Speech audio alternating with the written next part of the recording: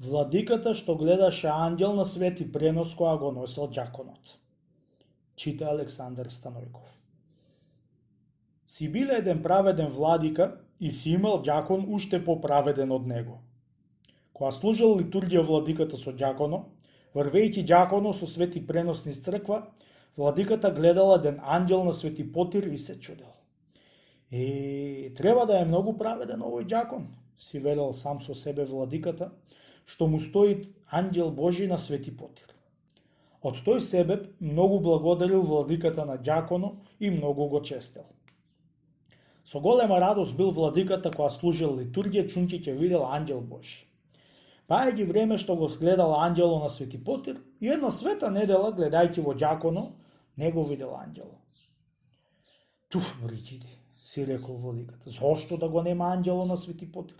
Треба да има некоја голема грешка у ѓаконо.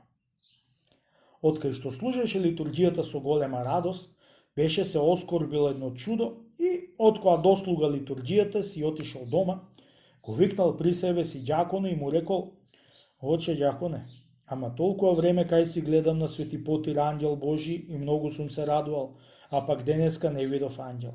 Сега, дали ти се направи некој грев, дали јас? Едно и чул тие збори ѓакон од владиката, се сетил оти тој грешил со една лоша мисла што помислил.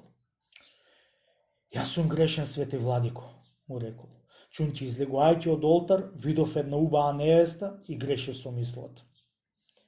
Исповедувајќи се ѓаконо пред владиката, постил и многу метани историл, дури му се смири душата и кога влегол да литургисува владиката со ѓаконо, му го видел ангело на потиру и многу се израдувал.